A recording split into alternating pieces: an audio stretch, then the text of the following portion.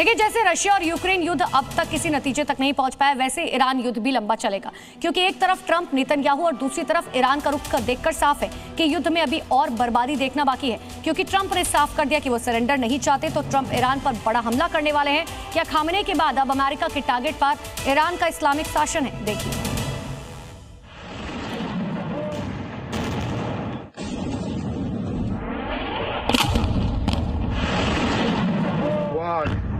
क्या ईरान में सेना उतारेगा अमेरिका?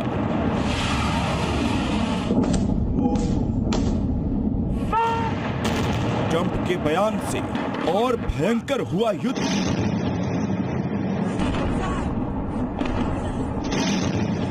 ईरान ने अपने पड़ोसियों कतर, कुवैत, बहरीन, यूएई और सऊदी में हमले के लिए माफी मांगी है। ईरान को पछतावा है कि उसने अपने पड़ोसी देशों पर अटैक किया, लेकिन उन्होंने कोई जवाबी कार्रवाई नहीं की। इसलिए ईरान ने वादा किया है कि अब वो अपने पड़ोसी यानी गल्फ कंट्रीज पर तब तक अटैक नहीं करेगा जब तक उनकी जमीन से ईरान पर हमले नहीं होते।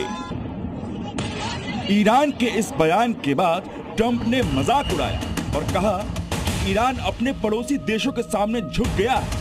ईरान ने पड़ोसी देशों से माफी मांगी है और वादा किया है कि अब उन पर हमला नहीं करेगा। ईरान ने ऐसा अमेरिका और इजराइल के लगातार हमलों से बढ़ते दबाव की वजह से किया है। ट्रंप ने आगे कहा कि ईरान अब मिडिल ईस्ट का दबंग नहीं बल्कि लूजर बन गया है।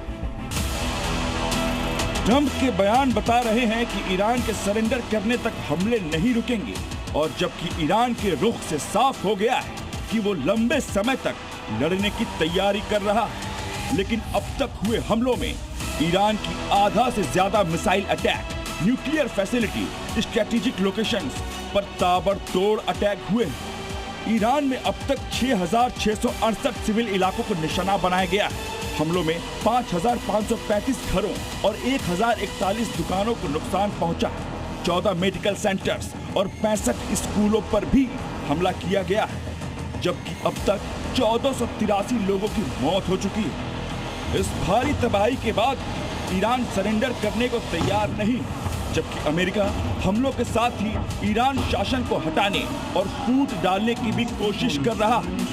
क्योंकि ईरान के राष्ट्रपति मसूद पेजेश्कियन ने खाड़ी देशों पर हुए ईरानी हमलों के लिए माफी मांगते हुए एक बयान जारी किया था, जबकि ईरान के दूसरे नेताओं ने आलोचना के कुछ ही समय बाद अपना बयान वापस ले लिया। साथ ही ईरान से सटे इराक के इलाकों में कुर्द आतंकियों और उनके नेताओं से संपर्क किया है, ताकि ईरान में गृह युद्ध जैसे हालात पैदा किए जा सके और जल्द से जल्द खामेनेई समर्थकों और इस्लामिक शासन की वकालत करने वालों को ईरान की सत्ता से हटाया जा सके।